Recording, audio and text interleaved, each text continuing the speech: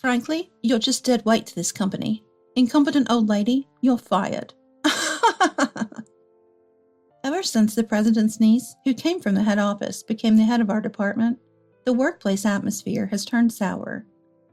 She fell head over heels for a male colleague and persistently clung to him, neglecting her work. Because of this, we subordinates have been swamped with overtime, with even our lunch breaks getting cut short. Moreover, even consulting with the president brought no solutions. Then one day, the department head handed me my dismissal. At first, I couldn't accept it, but continuing to pour my efforts into this company seemed senseless. I appreciate everything. With those words, I left the office. In my heart, I thought, you'll regret this too late, muttering to myself. My name is Chloe, 51 years old. I work as an office worker at a subsidiary of a certain corporation. While both men and women are increasingly remaining single for life, I am single too. I've always been a workaholic, preferring work over marriage. In my 30s, I sometimes panicked. I might end up alone forever if I don't get married soon. But around the time I turned 40, I became less fixated on it. Even now, I think I'd consider marriage if the right opportunity came along. My relationships at work were excellent, especially the younger colleagues who looked up to me, often inviting me out for meals or drinks and coming to me for advice. My days were fulfilling. However, everything changed when our department head was replaced.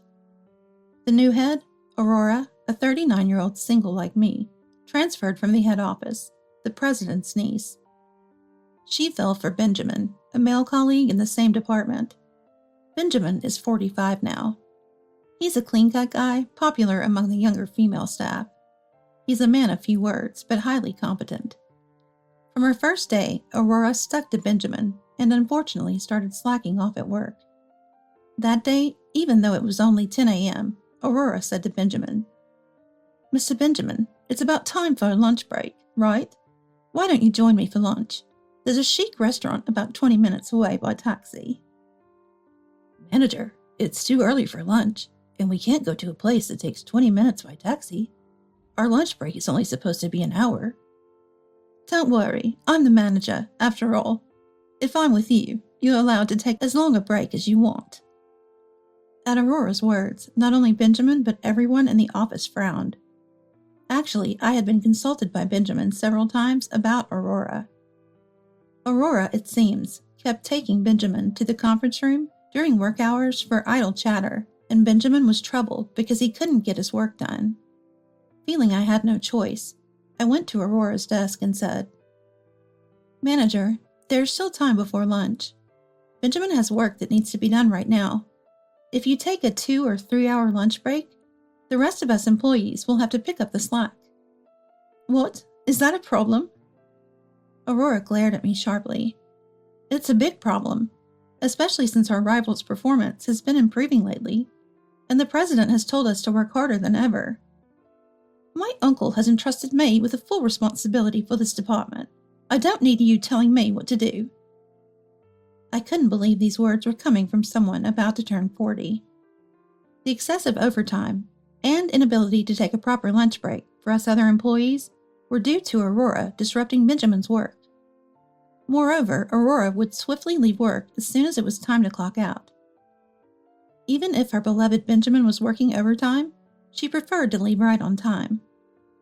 After Aurora repeatedly ignored my warnings, I decided to talk to the president directly. "President, the manager is interfering with Mr. Benjamin's work. Please, could you do something about it?" "Well, I've heard about it from Benjamin and other employees, but I've left the department entirely to Aurora. It's not for me to intervene." "But the work progress is getting worse." The president sighed in annoyance. "Really? We need to work hard not to fall further behind our rivals. I have a lot of other things to do. Don't add to my workload." "But..." "Don't make me repeat myself. Get back to work, that's all." I was dumbfounded. I never thought the president would be this kind of person. Though I had heard rumors of mistrust from some employees, so it was true. Perhaps the president found it bothersome to meddle in subordinate relationships and was somewhat favoring his niece Aurora. That's why I, the most senior in the department, along with the section and division heads, had to keep warning Aurora whenever she caused trouble. Moreover, the frequency of Benjamin's consultations about Aurora increased, and he and I spent more time together. It didn't take long for Aurora to start disliking me. That day, after managing to escape Aurora's persistent lunch invitations as usual, Benjamin and I had lunch outside. Returning to the office after the meal, Aurora muttered to me, "Acting flirty at your age? Huh? Ridiculous!" I was taken aback. I never expected to evoke such jealousy from a woman over a decade younger at my age. After hearing what Aurora had muttered, Benjamin later apologized to me. "I'm sorry for causing trouble for you, Chloe." Benjamin bowed deeply, but he wasn't at fault. "Don't worry about it. I'll do my best so that you and the other younger employees can work comfortably. Feel free to talk to me about anything, okay?"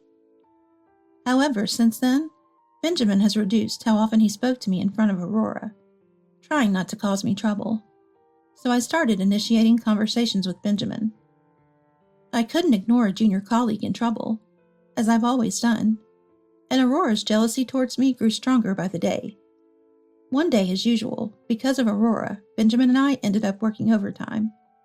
"Another day of overtime," I muttered to myself. Aurora, sneering, said to me, "Chloe, working overtime again. Overtime is for the incompetent who can't get their work done right. Benjamin doesn't need to stick around and help an old lady like you." Aurora didn't know I was helping with the work Benjamin couldn't finish. Incredibly, despite being a manager, she had no idea how much or what kind of work her subordinates were doing. Then Benjamin, with a raised corner of his eye, looked at Aurora and said, "Chloe is helping me with overtime because you're interfering with my work. Chloe is neither incompetent nor an old lady." Benjamin himself had repeatedly asked Aurora, "Please don't interfere with my work." But seeing Benjamin openly angry and counter-arguing like this was a first for me. Aurora, taken aback, stepped back and looked like she was about to cry. Then glaring at me, she left the office without a word. The next morning when I arrived at work, Aurora was unusually already there. Since Aurora always arrived several minutes late, I was surprised. Seeing me, Aurora said, "Chloe, could you come here, please?" I went to her desk, and the next moment, Aurora said something outrageous to me. "You're fired." What? Shocked by Aurora's sudden announcement, I stood there doubting my own ears. "Please pack up your desk. You'll be paid 30 days severance pay, so you don't need to come in tomorrow." Wait a minute. What's the reason for my dismissal? I can't accept this. Of course I said this to Aurora. "You have too much overtime. Our company can't afford to pay overtime to someone as incompetent as you." "Excuse me? But that's because you've been interfering with Benjamin's work." "It's not just about the overtime. Being just a regular employee at your age? Frankly, you're just dead weight to this company. An incompetent old lady like you is fired." At that moment, I remembered how Benjamin had defended me and gotten angry at Aurora the day before. Probably Aurora felt even stronger resentment towards me and decided to expel me from the company. The junior employees, including Benjamin, who was present, protested vehemently against my dismissal. But Aurora, even to Benjamin's words, just said, "Quiet," and wouldn't listen. Initially, I couldn't accept the dismissal, but then I thought about it again. Why work under such a person, feeling miserable every day? Is there any point in contributing my valuable time and effort to a company led by someone who let such a person run rampant? Finally, I answered Aurora. "Understood. I appreciate everything." And then I packed my personal items from my desk.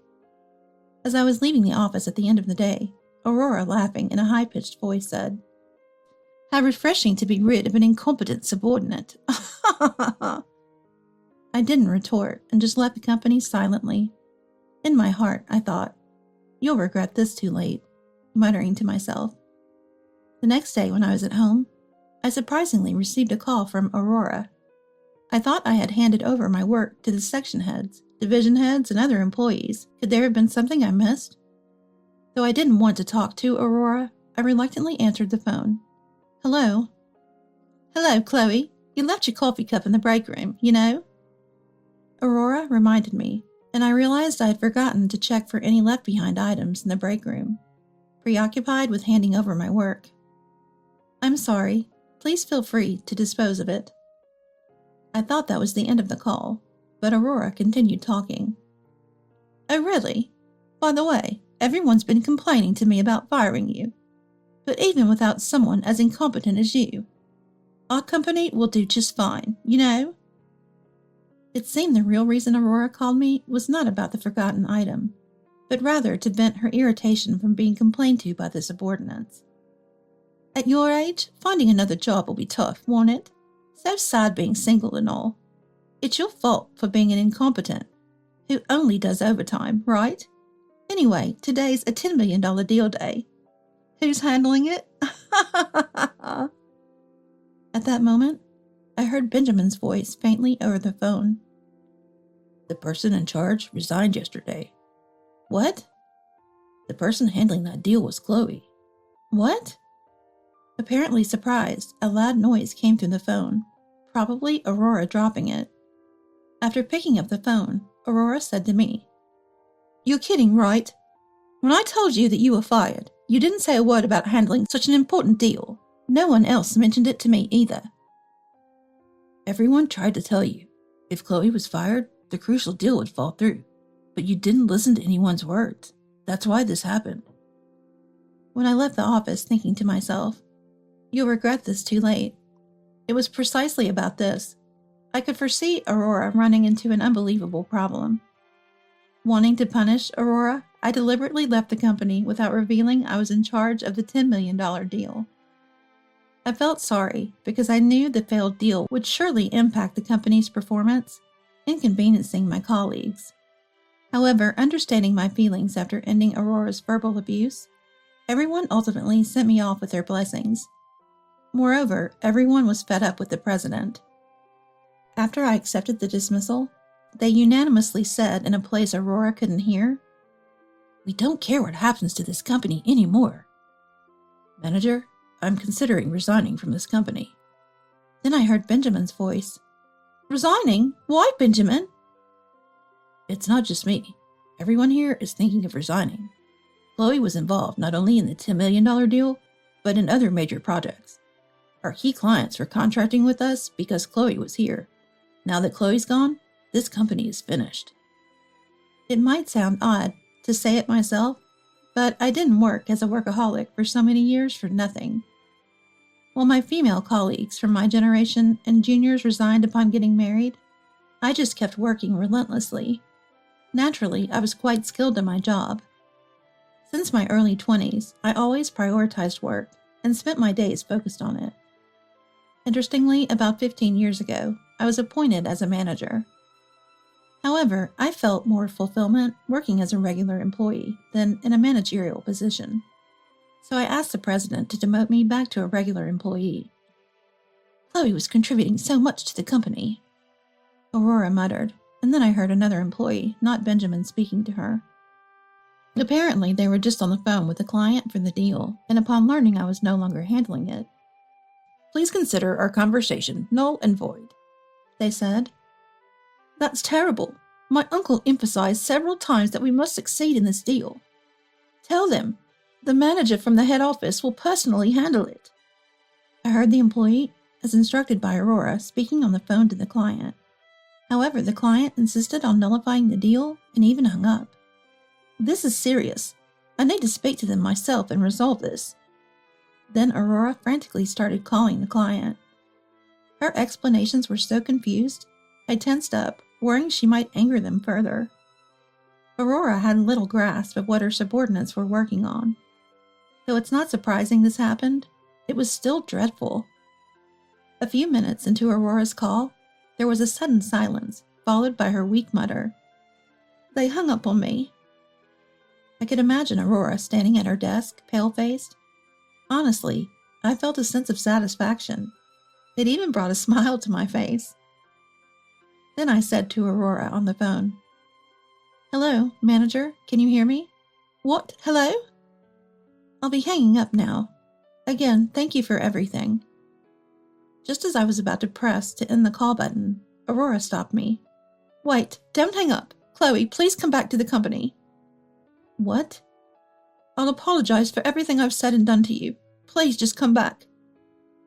Aurora sounded desperate, but of course I had no intention of returning. I'm sorry, but that's impossible. Excuse me. Wait, don't hang up. I said I'd apologize. You were the one who fired me, right? And now that things have gone wrong, you want to act as if nothing happened and expect me to come back. That's too convenient. Goodbye. Then I finally hung up the phone. Aurora called several times after that, but I blocked her number without hesitation. That evening, while preparing dinner, my doorbell rang.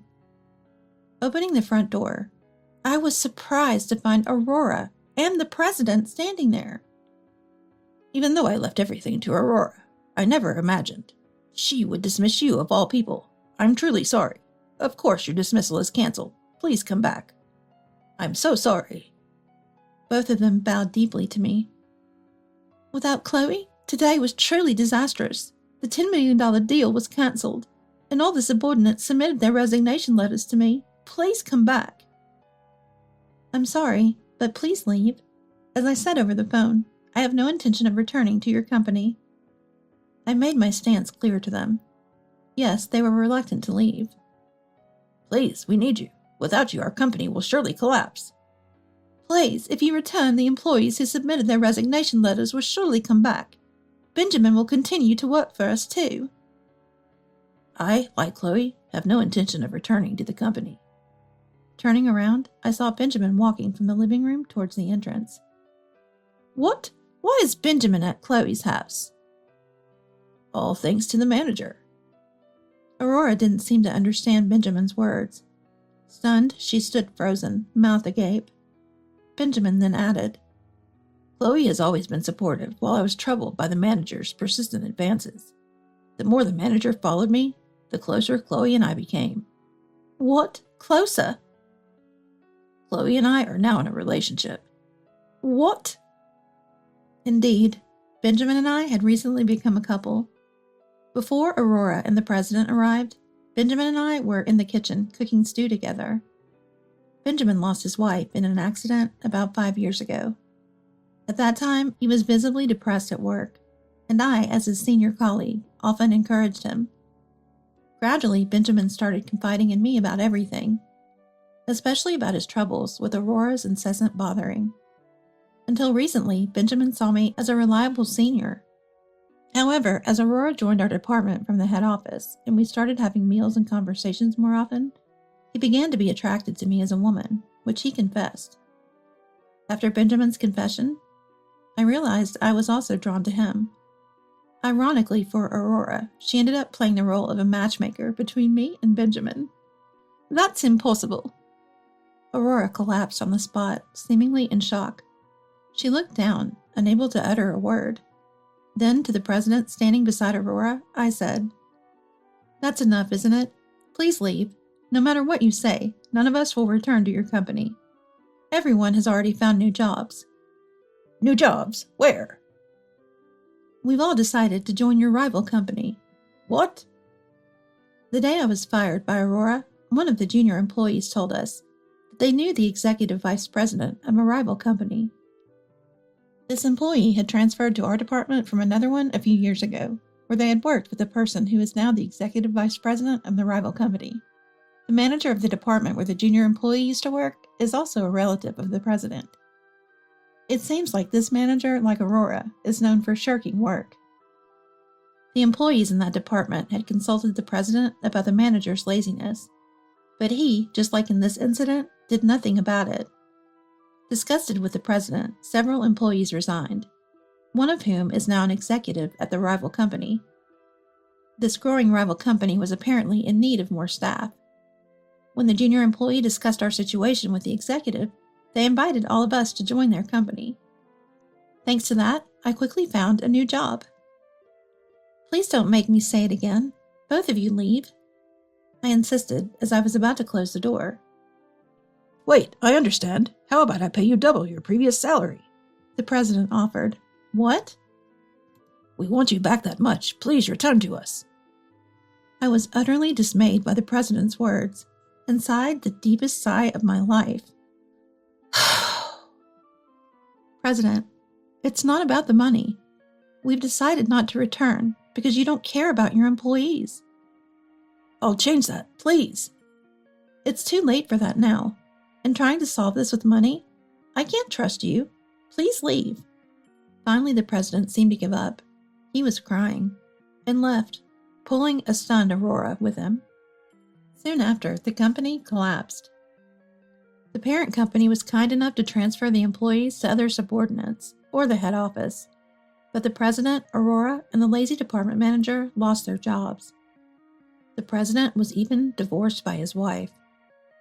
His neglect of her and lack of gratitude, coupled with the company's collapse, seemed to be the last straw.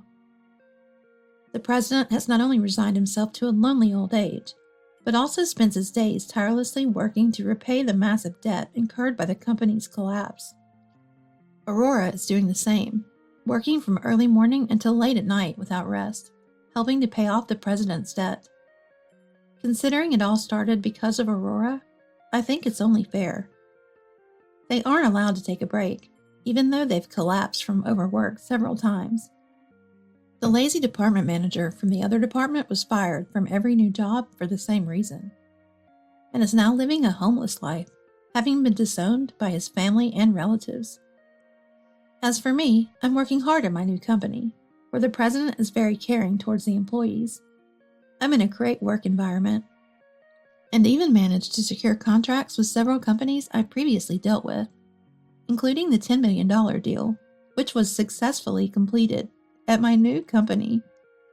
The president offered me a promotion, but I preferred to remain as a regular employee. 3 years later, Benjamin and I got married. I never thought I'd marry, but finding such an attractive man like Benjamin changed my mind. I'm very happy now.